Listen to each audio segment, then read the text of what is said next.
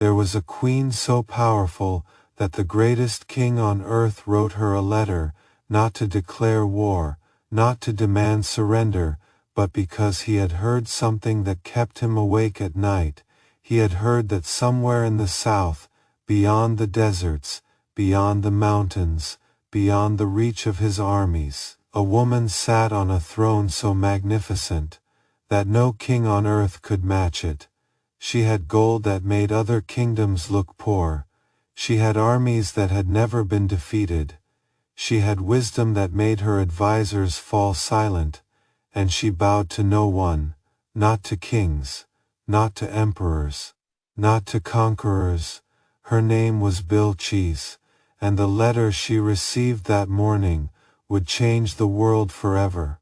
Long before Rome existed, long before the great empires of Persia and Greece rose to power, in the southwestern corner of Arabia, in the land we now call Yemen, there was a kingdom unlike anything the ancient world had ever seen, the kingdom of Saba, Sheba. Its capital city was Marib, a place of towering temples, magnificent palaces, and markets overflowing with gold, frankincense and myrrh.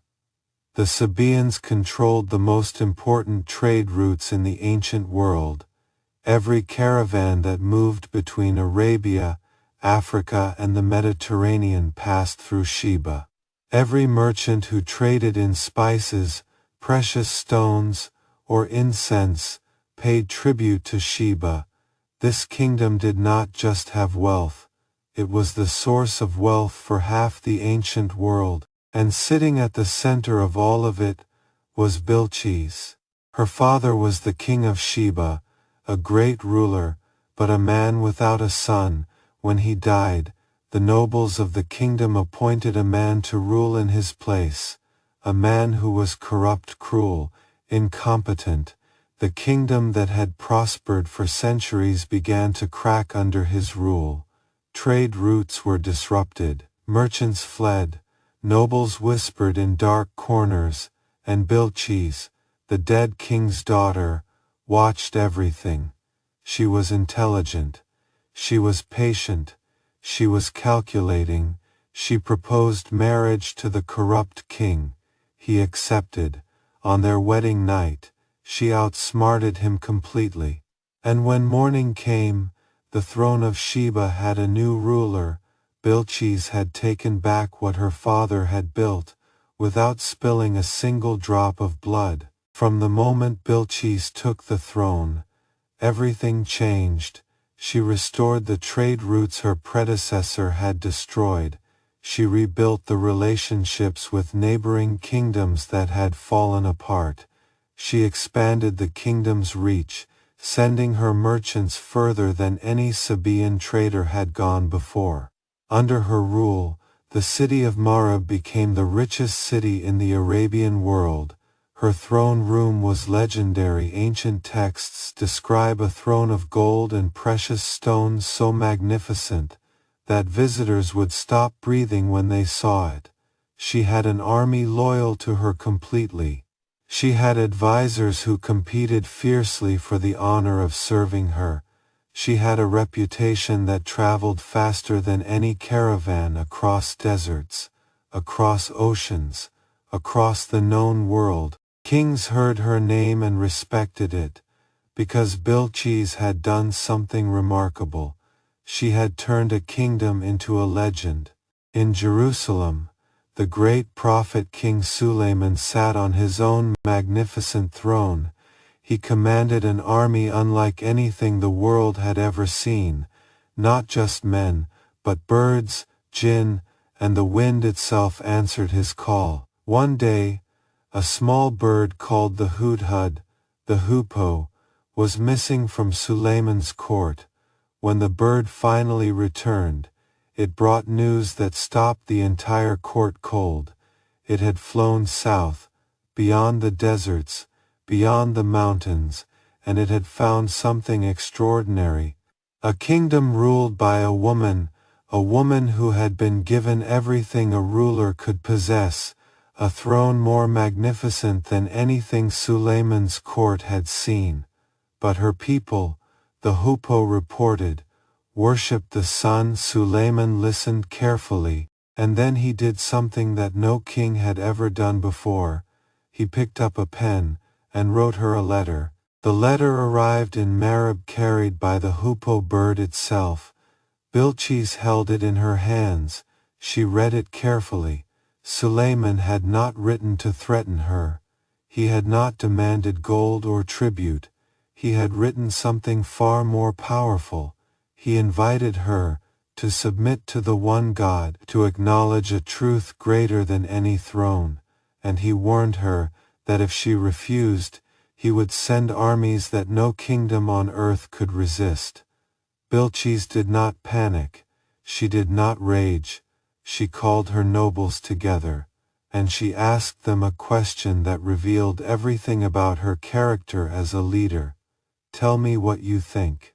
I do not decide anything until you have spoken. Her nobles were warriors. They told her they were ready to fight. But Bilqis, wiser than all of them combined, had already decided on a different path. Bilqis told her nobles something that silenced the entire court. She said, "When kings enter a city by force, they destroy it. They humiliate its noblest people. This is what they always do." She was not afraid of war. She was too wise for war. She had spent years building Sheba into the most prosperous kingdom in Arabia, and she was not going to allow one conflict to undo everything. So she made a decision that only the most intelligent rulers in history ever make. She would not fight. She would not flee. She would go herself. She would bring gifts, extraordinary gifts, and she would see this king with her own eyes. She would test his wisdom. She would measure his power, and she would decide for herself what kind of man and what kind of God deserved her loyalty. The caravan that left Marib was unlike anything the ancient world had ever seen. Hundreds of camels loaded with gold bars so heavy they bent the animals' backs. Precious stones from the deepest mines of Arabia, rubies, emeralds, sapphires, frankincense and myrrh, the most valuable spices in the ancient world, rare animals, silk fabrics, perfumes so powerful their scent could be smelled from miles away. But Bilqis was not just sending gifts. She was sending a test. Hidden among the treasures were puzzles, riddles designed to measure the depth of Suleiman's legendary wisdom. She wanted to know if this king was truly what people said he was, or if he was simply another powerful man who had learned to make himself sound extraordinary. The caravan moved north, and Bilqis prepared herself for the most important meeting of her life. When Suleiman's messengers brought him news of the approaching caravan, he did something that shocked everyone in his court. He rejected the gifts. Every bar of gold, every precious stone, every rare animal and silk fabric. He sent them all back, and with them, a message. "What God has given me is greater than anything you could send. Go back to your queen, tell her, come herself, or I will march on Sheba with an army she cannot imagine."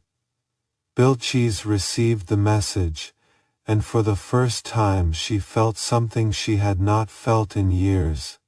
Genuine curiosity. What kind of king refuses gold? What kind of man is unmoved by the greatest treasures in Arabia? She had to see him for herself. She ordered the caravan to turn around, and she rode north to Jerusalem. In May 1430, Joan was captured, not by the English, by French nobles who had switched sides. They sold her, to the English, for 10,000 gold coins. The king she had crowned did not send a single soldier to rescue her. Joan sat in an English prison, alone, waiting for a trial that was never meant to be fair. Bilqis walked into Sulayman's court. She had seen magnificent throne rooms before, she had met powerful men before, but nothing had prepared her for this. Sulayman gestured toward the disguised throne. "Is this your throne?" Bilqis studied it carefully. She did not give a foolish answer. She did not say yes or no. She said, "It is as if it were the same." Sulayman smiled. She had passed the first test. She was not easily fooled.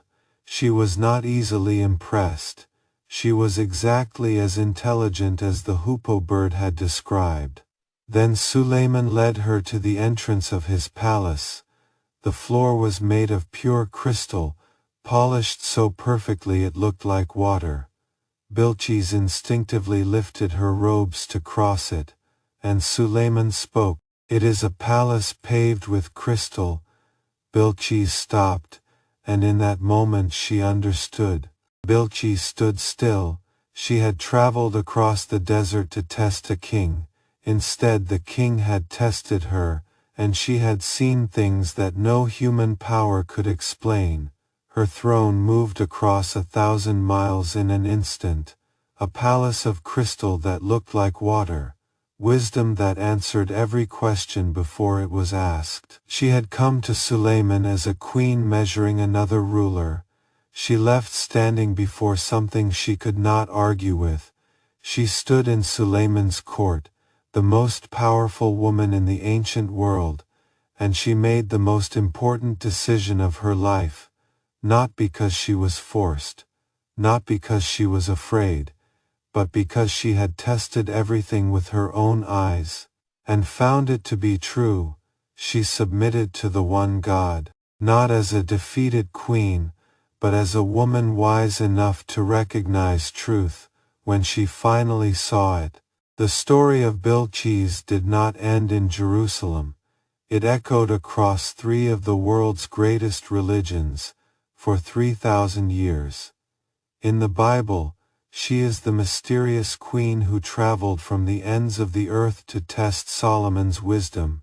In the Quran, she is one of the most detailed female figures mentioned, a wise ruler whose intelligence and diplomacy are held up as examples for all of humanity. In Ethiopian tradition, she is Makata, the mother of Menelik I, whose son carried the Ark of the Covenant back to Africa, and from whose bloodline the Ethiopian royal dynasty claimed descent for centuries.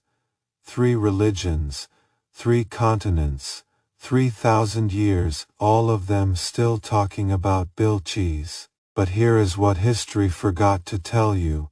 Bilqis was not famous because of Solomon. She was famous before he ever wrote her that letter. She had built one of the most prosperous kingdoms in the ancient world alone. She had taken a throne that was never meant to be hers, and turned it into a legend. She had controlled the trade routes that connected 3 continents, without an army of jinn or the power of the wind, just strategy, just intelligence, just will. The ancient temples she built in Marib still stand today, in what is now Yemen. Archaeologists call them among the most remarkable structures of the ancient world. Her kingdom flourished for centuries after her, and when the world finally remembers her, they remember her only as the woman who visited Solomon. They forget that she was already the most powerful ruler in the ancient world, long before he ever heard her name. She ruled a kingdom that made the ancient world wealthy. She outwitted a corrupt king without drawing a sword.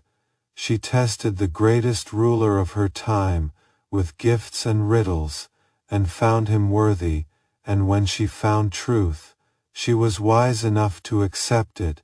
Kings wrote her letters. Armies feared her caravans. 3 religions told her story for 3,000 years, and history called her, simply, the queen who came to visit a king.